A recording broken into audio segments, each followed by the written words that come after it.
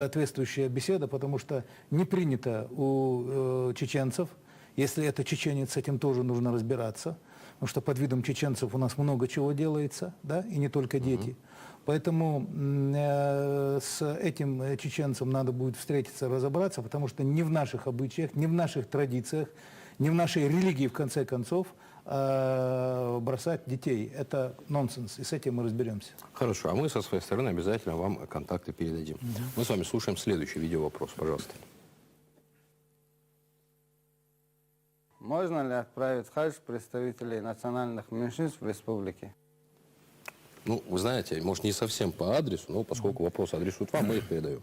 Да, я думаю, что мы тоже не будем, так сказать, играть в футбол и перепасовывать все, что вообще у нас, вы знаете, принцип работы команды Рамзана Кадырова заключается в том, что мы никогда не занимаемся перепасовкой. То есть, если мы можем ответить на какой-то вопрос, мы на него обязательно отвечаем. Если нет, мы не делаем этих перепасовок, а связываемся с соответствующими инстанциями, даем людям ответ. Естественно, мы возьмем этот вопрос на контроль, мы выясним, кто конкретно этим занимается, и думаю, что мы этот вопрос решим. Если существует такая квота, то для представителей национально-культурных автономий, ненациональных меньшинств, Ахмад Хаджи Кадыров категорически был против словосочетания «национальные меньшинства». И мы против такого словосочетания, поэтому у нас нет национальных меньшинств в виде, значит, на территории республики, который бы представлял великий русский народ, например, или великий кумыкский, или аварский, и другие народы. Каждый народ по-своему велик, по-своему прекрасен, и каждый народ имеет право на то, чтобы их, пусть их даже будет 2 человека, не называли меньшинствами.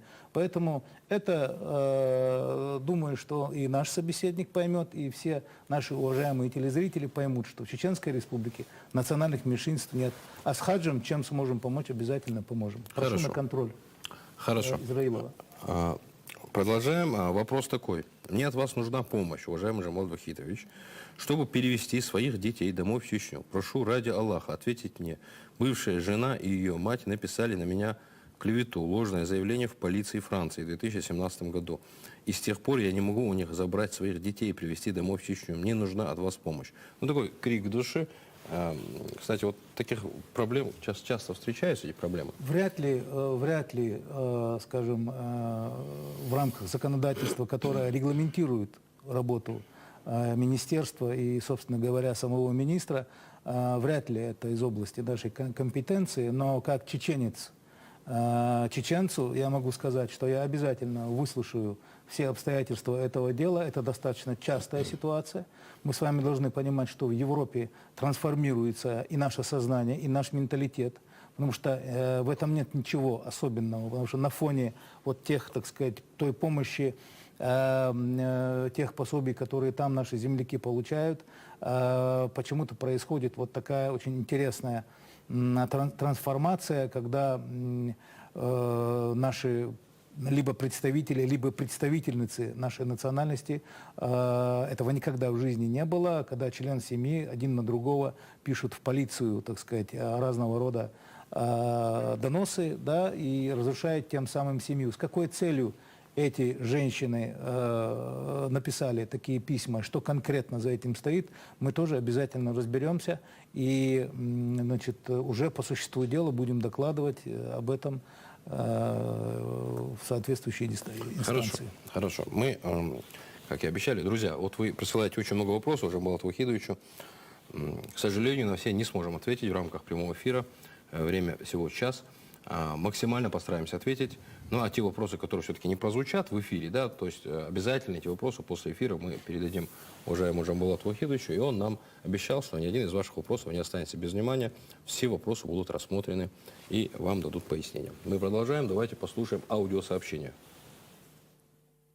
Ариенс болч нохч угар халх йолгойг берш нохчи мат бит баларю тахвайди аспаря болчер тана агориш хадери и нохчи мат амор хака курс провести и мероприятия организовать и на гонак васталдыр. Дик хаттырду дал мо'лавай хуч бармях цунжоп лурдуй тагана диаспорша представительство шацани уқаха башхулю. И башхулгуй он элчи представительство главы Чеченской Республики из-за эдал дагду. Диаспора эдал отношения юлш что эдал юкмет кюлш болбеш организацият общественные юиздона на общественных началах кольна юиза сондела нагасана хаттера представительство главы Чеченской Республики Ялах хор регионах така кастен эц регионах Волгограде Ерматсондон цигаха беш болбу така цигайола национальный культурный центр адона ош бече кигерхой бу акцерца ой нохчи мот аморех қиетош қиорех тана беш хазная сандона джигер болбу бок болбу ака единая концепция духовно-нравственного воспитания бошола боштолч от документна пачхо кюктайн эрдел документу эцхока ой бол беш пудал молахдон корга якош дуой ака ой нохчи менталитет яла ой нохчи мот балах تشن كورجي أقا تشن معن تان ناخي دقة شوش دو شون مها أرى تان نوختي متحدونا دق передач شو تجتر كغروزني مثلا تان قز تيلي راديو كامبانيا دون وتان خلرنا أت تلفزيوني أت قناة هاوس ديس كست أقا دوزلشة أجر حلقة دوزلي مطعمور ميشح كرد ديش دو شيء تشح كرد ديش دو أجر حلقة شيء تشورشار داس نانس يش وش إنوختي مت خز شيء خزل قاقوش أقا مسوتين خزن شدون قويتش أقا تين ليتراتورة يوش بوها برش سهلتي بيرن مت عمر بات شاش بيت بولبي نوختي مت شاشة دارج دي نوختي مت كورجي يتس تين معنش ديتس تين إسبعلش ديتس أقدونا شيء تعول دوزل هو خز كورجي نوختي مت بيش كروروشون دال مو دال أتوبل. Амин. Жамал Захидович, у нас первый звонок поступил в студию. Давайте постараемся ответить нашим зрителям. Говорите, пожалуйста, вы в эфире, задавайте вопрос. Алло, Сюдикен. Джамбулат Вахидович, вот у меня такой вопрос. Скажите, необходимо ли, по вашему мнению, формирование культурно-межнациональных отношений в молодежной среде на сегодняшний день? Как, по вашему мнению, нужно это или нет сегодня? Безусловно, безусловно, это не просто нужно, это является архиважной государственной задачей, потому что если не будет, культурного обмена между представителями молодежи различных национальностей, различных регионов нашей великой страны, если правильно я понял ваш вопрос, то распад этой страны неизбежен по национальным и конфессиональным квартирам. Это абсолютно точно. Для этого и была, в общем-то, создана вот эта стратегия государственной национальной политики, которая касается, это федеральная программа, громаднейшая программа, многоцелевая программа, которая адресная, да, которая касается всех регионов Российской Федерации и которая достаточно удачно реализуется. И за ее реализацией главная задача, эта задача поставлена перед Федеральным агентством по делам национальностей. И я думаю, что вкупе и Министерство ведомства, отвечающие за социальный блок, и Министерство ведомства, отвечающие за культурное развитие, культурный обмен и вообще культуру, Министерство ведомства, которые отвечают за национальную политику, и в том числе, так сказать, СМИ, которые работают, так сказать, в определенных взаимоотношениях с государством, либо просто государственные СМИ, должны быть направлены на реализацию этой программы. И в эту программу, в ее реализацию, одним из главных ее аспектов является работа с молодежью. И с точки зрения культурологии, и с точки зрения регионоведения, и с точки зрения познания культур друг друга. Жамал Вахидович, мы постараемся ответить на большинство вопросов максимально. Я слушаю. Поэтому, если можно, чуть короче. Большая просьба. Послушаем видеовопрос. В этом году наша страна будет праздновать 75-летие со Дня Победы в Великой Отечественной войне. Мы стоим в городе Орле, на сквере танкиста, где за моей спиной стоит танк, на котором ворвался наш чеченский герой Маташ Мазаев, освобождая город от фашистов. Нам очень обидно, что в этом городе нет ни единой мемориальной доски или другого упоминания о том, что это был наш чеченский герой, наш земляк, и нам очень обидно, и мы надеемся, что это ошибка, и ее можно будет исправить. Начнем с того, что очень хорошо, что наша молодежь проявляет интерес к истории Великой Отечественной войны. И насколько я разбираюсь в этой истории, насколько я осведомлен об участии наших земляков в этом великом благородном деле, то Маташ Хамзатханович Мазаев, именем которого названа огромная, очень длинная, большая улица в Алдах, в Грозном, вот, причем не сегодня. Так вот, Маташ Мазаев, насколько мне известно, я повторяю, он участвовал и в знаменитом польском походе в 1939 году, и в так называемой зимней или финской войне того же 1939 года, но в Орловской операции под названием Кутузов, если мы говорим об Орле, Маташ Мазаев не участвовал. Более того, эта операция была, дай бог памяти, июль-август 1943 года, а Маташ Хамзатханович в августе 1942 года погиб под Сталинградом. Вот, погиб под Сталинградом, поэтому он никак не мог участвовать в операции по освобождению Орла. И тем не менее, огромное спасибо за вопрос. Я думаю, что несмотря на то, что нет исторических оснований для того, чтобы ставить там отдельный памятник лично для Маташа Мазаева, я думаю, что это можно было бы сделать, ну, например, у нас в Грозном или в Волгограде. Хорошо. Ну, тогда давайте прочитаем вопрос. Значит, СМИ сообщили, что премьер-министр Чехии Андрей Бабиш выступил против одного из английских вариантов названия его страны.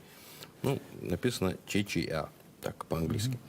В ООН из-за созвучия с Чечней. Как вы к этому относитесь и как можете прокомментировать данное высказывание? Я, честно говоря, об этом не слышал. Может, вы знаете? Да, на самом деле премьер-министр Чехии очень сильно волновался по поводу того, что Чехия и Чечня могут быть созвучны, что Чехию будут путать с Чечней. Ну, в данном случае я абсолютно точно хочу уверить господина Бабиша в том, я уже об этом говорил, что таким как Бабиш до чеченцев далеко, и тем более до Чечни, несмотря на то, что именно чеченские, кстати, воины в свое время в Великой Отечественной войне, о которой мы с вами только что говорили, освобождали эту Чехию. Мавлид Висаитов – это один из ярких примеров, подвиги которого на территории Чехии тоже внесли свою лепту в награждение его высоким званием Героя Советского Союза. Поэтому Бабиш пусть не переживает, чех, он останется, так сказать, чехом, а чеченец, несмотря ни на что, несмотря на ту грязь, которую льют на наш народ, останется чеченцем, который будет воплощать в себе образ доблести, благородства, великодушия и огромных теплых чувств по отношению ко всем народам и ко всем государствам. Хорошо. Ну, слушаем тогда аудиовопрос. У меня такой вопрос. Планируется ли очередной Всемирный конгресс чеченского народа? Складывается ощущение, что сегодня национальная политика не касается проблемы чеченского этноса, хотя они есть. Это проблема истории, проблема языка. Ну, такой обширный вопрос. Да, ну, во-первых, в данном вопросе есть определенное противоречие, потому что я не понимаю, какая связь у спрашивающего между, так сказать, Конгрессом чеченского народа, а таких конгрессов сейчас собирается чуть ли не в каждом уголке, так сказать, где есть определенная концентрация этнических чеченцев, но я не собираюсь придавать этому ни негативную, ни позитивную окраску, потому что какой съезд чеченского народа или конгресс может быть без чеченцев, проживающих в Чеченской Республике? Это, во-первых. Во-вторых, то, что касается истории чеченского народа, наверное, все-таки наш уважаемый спрашивающий не в курсе той работе, которая сегодня активно ведется под руководством главы Чеченской Республики в исследовании и сохранении историко-культурного наследия народов Чеченской Республики, что, в принципе, очень достаточно неплохо транслируется и на наших каналах, в том числе на нашем телевидении. Скоро, я надеюсь, выйдет и моя книга об истоках идентичности нашего народа. Поэтому тут, наверное, скорее у меня была бы просьба к уважаемому зрителю или слушателю, чтобы он все-таки внимательней постарался разобраться в перипетиях нашей работы в национальной политике и нашего интереса к чеченскому этносу, чеченского этноса к нам. Вот, и все-таки выяснил для себя разницу между конгрессами народа и национальной политикой. Хорошо. А в продолжении первая часть нашей программы подходит к завершению. Ну, до рекламы давайте послушаем еще один видеовопрос. Стараемся ответить. Пожалуйста. Как известно, чеченский язык находится на грани вымирания, и сегодня в Чечне мало кто говорит на чистом и правильном языке. В Иордании, например, чеченцы сохранили свой язык, не смешали его с арабским. Иорданский чеченец чище говорит на чеченском языке, чем сами чеченцы из Чечни. Никто не задумывался, почему так происходит. Может, следует перенять опыт иорданских чеченцев? Спорное высказывание, на мой взгляд. Я думаю, вы поясните. Разумеется, у меня обратно противоположная точка зрения по этому поводу. Ничего страшного, что такие вопросы задаются, и этот, и предыдущий, поэтому я не вижу ничего плохого в том, что если наш эфир будет еще и носить определенную просветительскую нагрузку. Да? Так вот, жительницы из села Пролетарского я скажу, что «Нохче мет ором от ахбу, ох лемнишю кабу, ох баншю кабу, вайсин мехал шу кабу» и орум. Ака орум бот чаха дит цадол, диттант астом цабол. И я хочу сказать, что корень чеченского языка был, есть и останется среди этих гор и башен, среди этой необыкновенной ауры древности, которая присутствует в нашем крае, среди этой девственной природы. Поэтому чеченский язык и кодекс Нохчалла, который был неким древом, возвращенным из этих сочных корней, который впитывал эти соки из этой древней земли. Чеченский язык никогда в жизни не будет ярче, чем он звучит в Чечне. Никогда в жизни, ни на каком любом другом иорданском, европейском или еще каком-нибудь местном инструменте не будет звучать так колоритно и так глубоко великая мелодия наших предков из знаменитых илли, из наших назмов и вообще из нашей народной и эстрадной музыки, как она звучит здесь, отдаваясь эхом в сердце каждого чеченца, где бы он ни находился, в Иордании, в Грозном, в Париже или на Дальнем Востоке.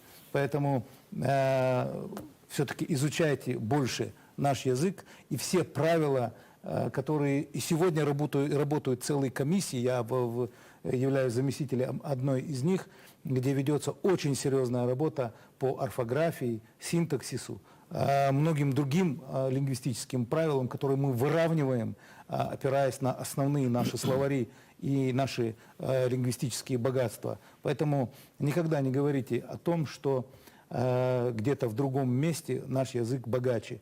В Иордании есть свое влияние арабское, это безусловно. Я как человек, который говорит и на чеченском, и на арабском языке, говорю вам это совершенно сознанием дела. Вот, поэтому настоящий чеченский язык во всем своем блеске и великолепии звучит только здесь, в Айдаймохчах. Войненен мот здесь звучит. Нан даймохкы, нан даймохка, он звучит так, как нужно звучать. Джамал Абдулхаевич, вы очень поэтично, красочно говорите о нашем языке. Когда речь идет о моем языке и о моей культуре, я... Поэзия. Да, о нашей поэзии. Я хватаюсь за сердце, а не за пистолет. Хорошо. Ну, а мы с вами тогда на этой ноте прервемся ненадолго на рекламу, а позже продолжим. Дело нужно. Реклама.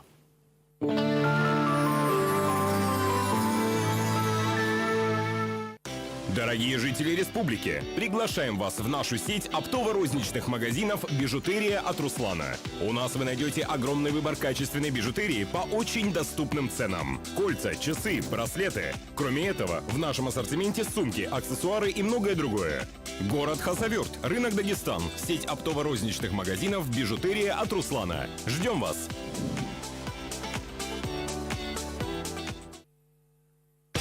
«Стройгрупп» предлагает брусчатку, изготовленную методом вибропрессования в соответствии с государственным стандартом. «Стройгрупп» – бесспорное качество. Весна – время перемен. Тает снег, а вместе с ним и цены в торговой компании «Татаев». Мы открываем весенний сезон с скидками до 70% и большим выбором надежных дверей, керамической плитки, обоев, ламината, люстр, штор и тюлей, бытовой техники и мягкой мебели. Мы поможем привнести в вашу жизнь новые краски, почувствовать новые эмоции и получить лучшее. Торговая компания «Татаев». Надежный партнер в ваших начинаниях. Наши адреса: гипермаркет «Татаев», 16-й километр трассы Грозный-Аргун и филиал в городе Грозный, ТЦ «Прогресс», улица Назарбаева, 113. Телефон 8 800 550 48 44.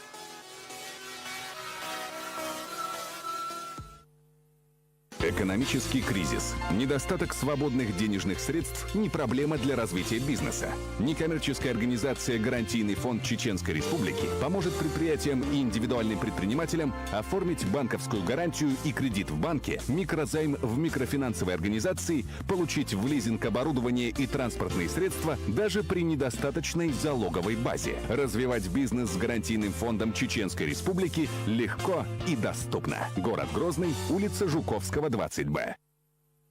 Нужны стройматериалы? Стройцентр «Идеал» предоставит вам рассрочку до 12 месяцев. Никаких справок. Для оформления нужен только паспорт. Мы подберем для вас двери, керамическую плитку, сантехнику, отопление, обои, инструменты и многое другое. Бесплатно доставим прямо до дверей в пределах Грозного. А также отправим товар в любую точку России. Стройцентр «Идеал». Нам доверяют уже более 15 лет.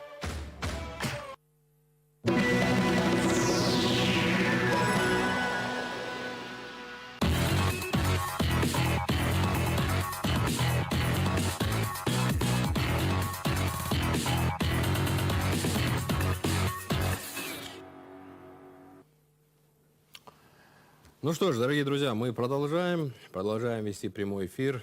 В эфире программа «Особый разговор».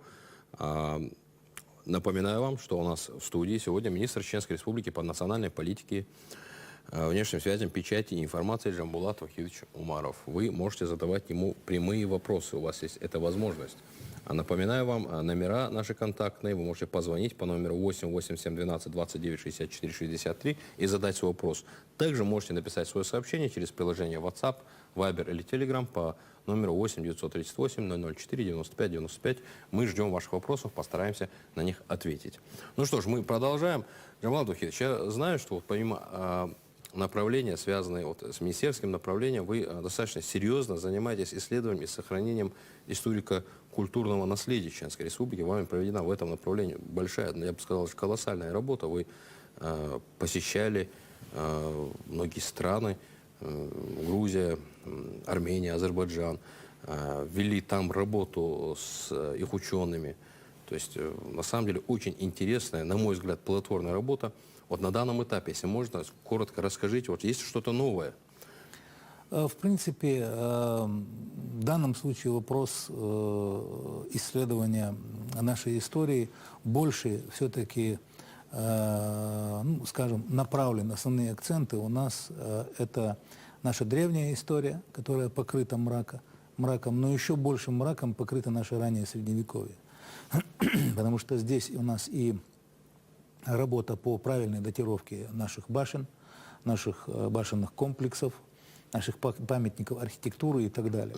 Благодаря инициативе и поддержке главы Чеченской Республики Рамзана Ахматовича Кадырова очень много нам удалось восстановить, воссоздать вот эту архаичную картину, которая когда-то у нас является сегодня предметом нашей гордости. Это Хой, например, да, вот, в Чеберлоевском районе. Это наши башенные комплексы, ну и в особенности, так сказать, башенный комплекс Никорой, который находится в Аргунском ущелье.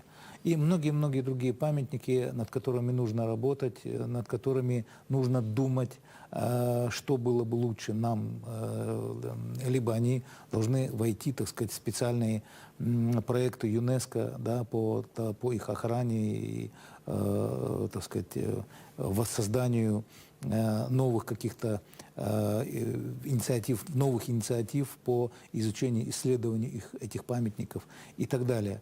Какое место эти памятники будут занимать в мировой цивилизации, в мировой культуре и так далее, и так далее. По этому поводу у нас была делегирована в Перу, в Куско, доктор философских наук, кандидат искусствоведения Тамара Адамовна Мазаева, которая блестяще выступила там и рассказала о наших памятниках, в частности, о том самом Никоройском памятнике, башенном комплексе.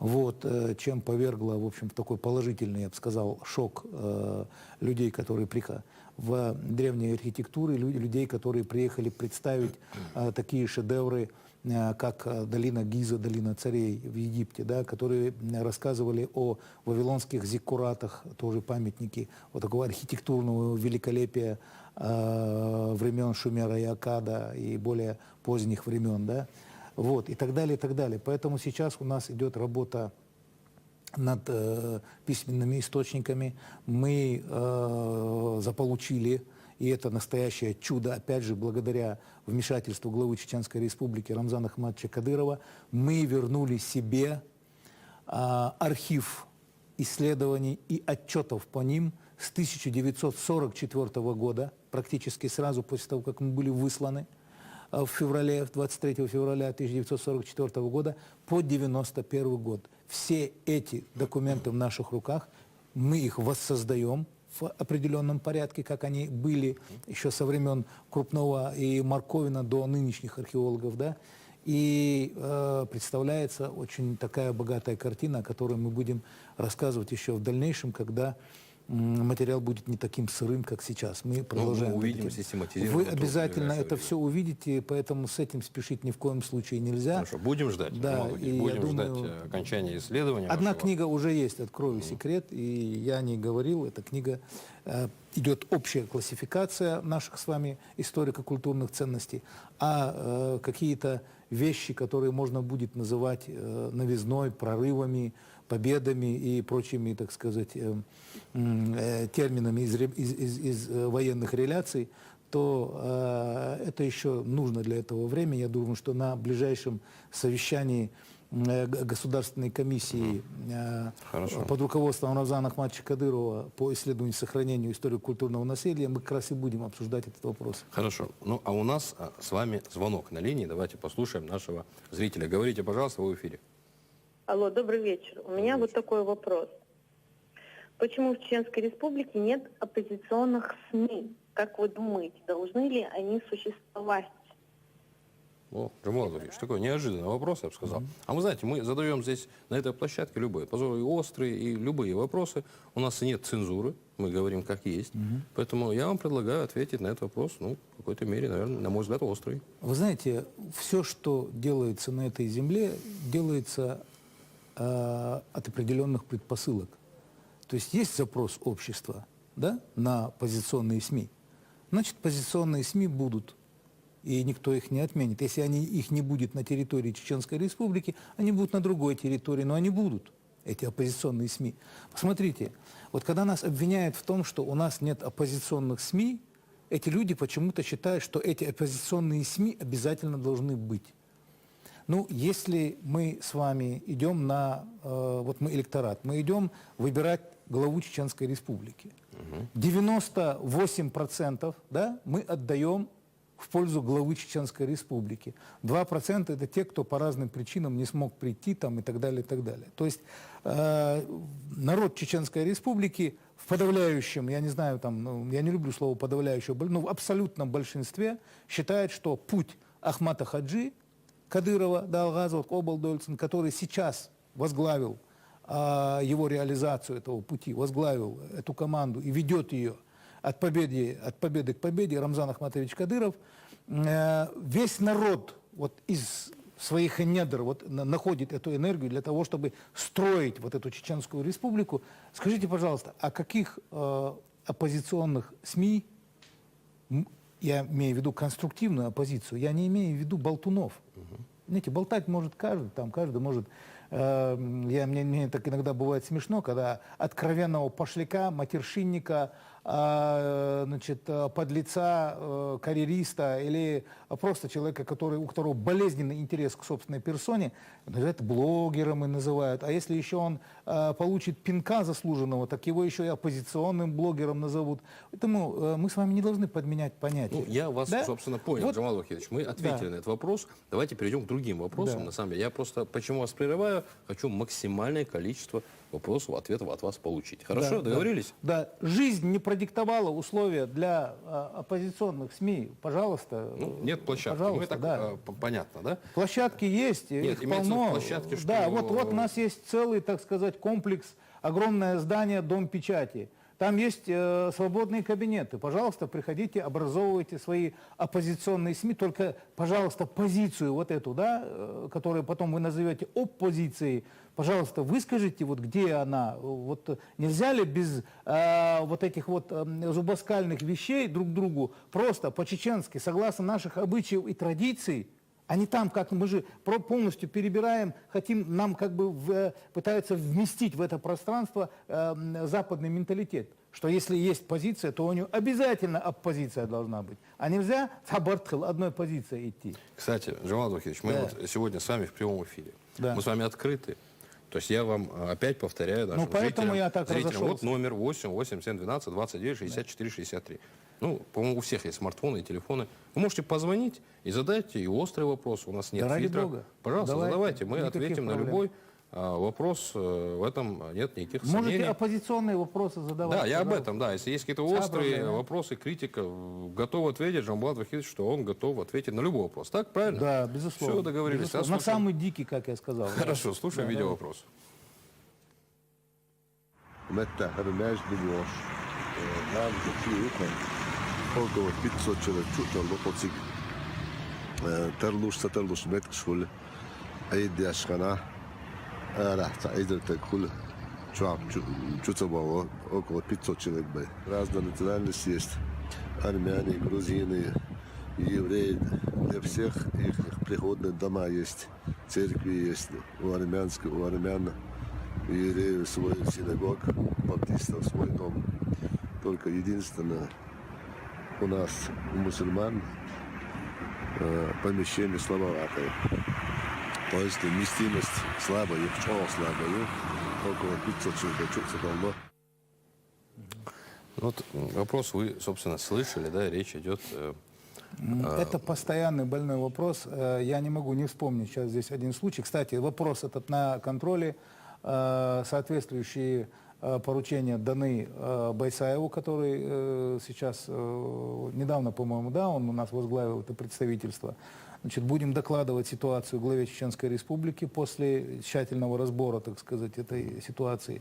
Я так понимаю, вы в курсе этой ситуации? Я в курсе этой ситуации, обязательно в курсе. И я просто хочу напомнить вот тем, кто не знает, было у нас одно важное совещание, когда один важный чиновник, не буду сейчас называть его, федеральный, сказал, Рамзан Ахматович ему сказал, вы знаете, я бы не хотел там со стороны других губернаторов какого-то негатива, ревности, может быть, там какой-то или еще чего-то. Мы ничего у вас не просим, говорит Рамзан Кадыров, да, мы ничего у вас не просим. Ну, землю нам там дайте, ну, что там по подворотням ребята ходят, молятся. Вот это прекрасная фраза его. Ну, зачем заставляете ребят нервничать? Ну, в землю дайте, мы сами все построим. Лучше вот они, чтобы все видели, что мусульмане это не те люди, которые где-то в супермаркетах молятся, там в подвалах, где-то, я не знаю, в парниках и так далее. Они имеют свой дом Аллаха. На что, так сказать, этот чиновник ответил, да, знаете, Россия это там православная страна и так далее. Ну, он это не со зла, естественно, говорил, он, ну, видимо, было недопонимание, но я видел реакцию главы Чеченской Республики на этот вопрос. Она была, конечно, очень бурная, была очень негативная. Вот. И позицию главы Чеченской Республики по поводу мечетей я знаю очень хорошо.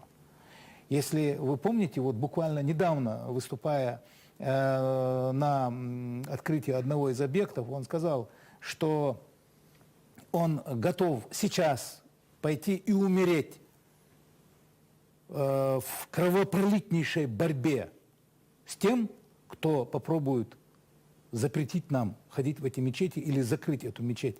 И что он не считает ни мусульманином, ни мужчиной того, кто за эту мечеть не готов погибнуть прямо здесь и прямо сейчас. Поэтому вопрос с мечетями стоит достаточно остро, но при этом, при всем, мы с вами должны понимать, что не надо винить людей в других, и даже чиновников в других регионах в том, что у них пока есть такое непонимание. Для этого не нужно делать каких-то митингов, для этого не нужно обострять этот вопрос, надо просто людям объяснять, потому что в подавляющем большинстве вот такую позицию непонятную по отношению к строительству мечетей в регионах люди занимают из-за элементарного незнания, как главной причиной вот того, помните, дела Южно-Сахалинского, когда сура из Корана была, так сказать, признана экстремистской, из-за незнания вопроса. Вот для того, чтобы этот вопрос знали, чтобы в нем разбирались, мы должны с вами совместно с регионами проводить определенную работу, которую мы сейчас, в общем, проводим. Мы ее и сейчас проводим. Безусловно, сейчас проводим, да. Поэтому в продолжении давайте слушать аудиовопрос. Пожалуйста. Скажите, пожалуйста, могут ли национальные центры и автономия многонациональной Чеченской Республики рассчитывать в перспективе на собственное здание Дом дружбы? Это тоже очень больной вопрос. Пользуясь случаем, хочу сказать, вот ваше что отношение к Дому дружбы, вообще, давайте как бы начнем с этого. мое отношение к Дому дружбы положительное. Я думаю, что такие небольшие дома, ну если у нас есть дома культуры в районах, например, там, да, то почему бы не создать, вот я не говорю в каждом районе смысла, разумеется, нет. Но у нас есть Шелковской район, где у нас компактно и достаточно многочисленно проживают нагайцы, где у нас проживают казаки, где проживают у нас русские. Вот, я, например, считаю, было бы неплохо сделать там дом дружбы, да. Возьмите Брагуны, возьмите Виноградное, возьмите Наурский район. Ну, я не знаю, хотя бы, может быть, это... Да? Вы можете инициатором выступить этого? Ну, мы выступали инициаторами, и я думаю, что, как бы, венчая эту программу, может быть, мы опять выступим инициаторами, да, вот такого. Вот вопросов очень много. Ну, без главы Чеченской Республики, разумеется, мы же все время, нам иногда кажется, что мы там чего-то можем и чего-то серьезное представляем из себя. Но попробуйте поехать в Москву и не назвать имя Рамзана Кадырова. Перед вами ни одну дверь нормально не откроют. Ну, поэтому нет сомнений. мы, разумеется, исходим, мы, так сказать, может быть, слишком прямо об этом говорим. Я еще раз повторяю, пока у нас есть такой исторический шанс, как Рамзан Кадыров, мы этим шансом должны пользоваться. Валлахи, биллахи, таллахи. Потом мы себе этого никогда не простим. Хорошо, вот такой вопрос я вам зачитаю. Чеченская Республика вызывает большой интерес у многих европейских стран. В частности, их интересует наш опыт в решении гуманитарных проблем в ближневосточных странах. Идет ли продолжение работы по взаимодействию с европейскими коллегами в тесном контакте с МИДом России? Этот вопрос я оставил перед главой Чеченской Республики сразу после моего возвращения из Женевы в прошлом году, где я участвовал в 40-й сессии значит, по правам беженцев, по правам человека. В общем, там было несколько моих выступлений, в том числе в Организации исламского сотрудничества, где поднимался вопрос гуманитарного сотрудничества. Конечно, все векторы направлены на возможное взаимодействие с региональным общественным фондом имени первого президента Чеченской Республики Ахмадхаджи Кадырова, потому что этот фонд настолько стал резонансным. Этот фонд вообще, я вам скажу, сейчас рассматривается как вектор последней надежды. Что в Бангладеш, что у мусульман Мьянмы, Рохинджа, что у мусульман Северной Африки, возьмите Ливию, пылающую поныне, да, возьмите Центральную Африку, возьмите аравийские некоторые страны. Ну, про Сирию я вообще молчу, да, где, в общем-то, Рамзан Ахматович пользуется таким авторитетом, что сирийцы прямо называют его своим чуть ли, ну, не в обиду господину Асаду это будет сказано, чуть ли не своим таким отцом, я бы сказал. Вот, потому что то, что делает Рамзан Ахматович, то, что делает Аймани Несиевна, которая рассматривает все эти проекты о помощи обездоленным сирийским беженцам, о помощи сирийским детям. Эта помощь, если мы будем говорить по персоналиям, да, уже можно исчислять эту помощь в десятки миллионов душ. И, разумеется, все хотят работать с этим фондом, в том числе даже те организации, которые четко аффилированы в Организации Объединенных Наций. Это и Комитет по правам беженцев, это и Комитет, значит, по гуманитарному сотрудничеству и многие-многие другие организации, официальные организации. Хорошо. Джамал Захидович, слушаем следующий видеовопрос. Я, кстати, знаете, много вопросов вам подготовил. Ну, никак не удается их вам задать. Надеюсь, не последняя встреча. Ну, слушаем видеовопрос. Я председатель национальной культурной автономии турецкой общины по Чеченской Республике. Уважаемый Джамбулат Вахидович, у меня к вам такой вопрос. Есть ли план у вас, в вашем министерстве, в дальнейшем провести научный и культурный обмен Чеченской Республики и с турецкой стороной? Ну, хороший вопрос, значит, со стороны уважаемого Исабека Беналиева, руководителя турецкой общины. Ну, я могу сказать совершенно определенно, что эта работа ведется. Первым таким очень крупным шагом в сотрудничество с турками Чеченской Республики, турками-месхетинцами и представителями их исторической родины ведется в контексте фольклора, в контексте изучения общих исторических моментов, эпизодов. Приезжали к нам такие турецкие специалисты, как Али Балат, как господин Елдыр, знаменитый профессор, да, лингвист. И в этом смысле, опять-таки, не только в рамках деятельности нашего министерства в реализации внешних связей, да, внешнеэкономических, международных и так далее, но и в реализации поручений главы Чеченской Республики, вот той государственной комиссии, о которой мы говорили по изучению истории, историко-культурного наследия. Член этой комиссии был нами делегирован Исмаил Мунаев, знаменитый ученый, фольклорист, очень глубокий исследователь, автор множества книг и статей научных, вот, который был, ну, душой этой конференции, скажем так, который вот буквально по нашей просьбе и также как бы реализовывая свои творческие планы, как ученый, научные планы, он был в Турции, где проходили все эти встречи. Вот, и следующим нашим шагом, возможно, будет такая встреча, опять же, в Грозном, где турецкие специалисты из, скажем, Анкары, из Конии, из Анталии смогут, так сказать, встретиться и обсудить насущные вопросы со своими соплеменниками из Чеченской Республики. Хорошо, Джамал Вахидович, у нас вообще совсем мало времени осталось, вопросов осталось много, а времени осталось мало. Поэтому, ну, давайте послушаем еще один видеовопрос. И большая просьба, если можно, очень коротко. Да. Меня зовут Нечушкин Александр Юрьевич, я грозненец, я окончил нефтяной институт в нашем городе. Очень горжусь этим, своей родиной, и хотел бы задать вам такой вопрос. Сегодня я возглавляю высшее учебное заведение Донской казачий государственный институт пищевых технологий и бизнеса в городе Ростове-на-Дону. Как вы оцениваете перспективы туристических взаимоотношений между нашими регионами?